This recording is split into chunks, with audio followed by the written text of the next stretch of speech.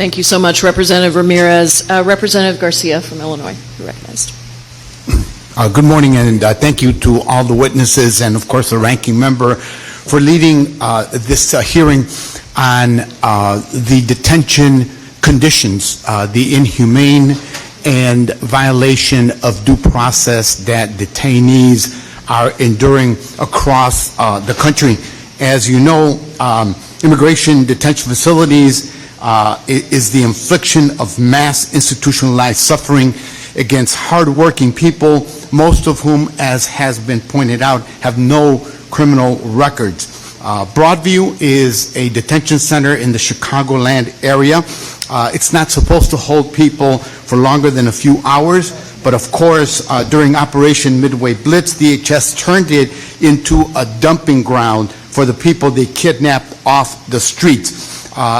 4 members of Congress, including my colleague who just spoke, and I sought to visit. We were denied by masked individuals who claimed to be immigration officers, and as community members continued to protest the mistreatment of our neighbors outside the facility, federal agents, of course, used military-style tactics like tear gas and rubber bullets to violently assault them. Fortunately, local organizations filed lawsuits against the DHS over the conditions inside Broadview and the treatment of those outside the facility. Those lawsuits led to court orders that require improvements to the living conditions and an end to the unlawful uses of force against protesters and the press. I was proud, of course, to submit a declaration in support of that lawsuit challenging the conditions at Broadview. Ms. St. John, thank you for being here today. Can you talk about why it is especially problematic to be using processing facilities as detention centers? Yes, so processing centers, generally speaking, are designed to hold people for no more than a very short period of time, 24 hours, maybe 72 hours. They typically do not have any type of infrastructure for basic hygiene, for sleeping. The lights don't go off. I think many people have heard horror stories for years about the hieleras, the ice boxes that Border Patrol operates along the border, and how those are facilities that are not meant for long-term holding of people. The same problem exists for processing centers. Additionally, there's also the level of issue where a processing center, because it's not designed for long-term housing, is also a location where attorneys have limited to no access to individuals who are there.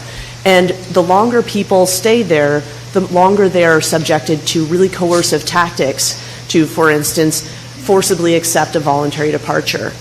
And this is something that we have seen in Arizona.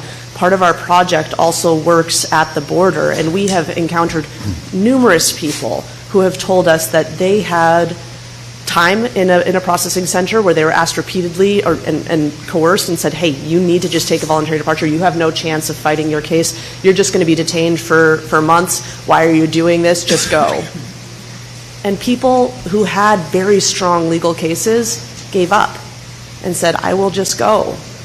And so the issue with these short-term processing centers is the conditions are horrific. There's no access to counsel. And I think while litigation about individual processing centers is fantastic because it is really important to stop these horrible conditions, we need something broader because it's like a game of whack-a-mole for us litigators. Is they close Broadview and they will just open another place where folks will be held. We've seen it in New York also where people, they closed 26 Federal Plaza.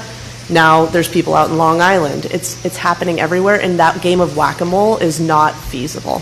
Thank you. Thank you. I yield back. Thank you so much.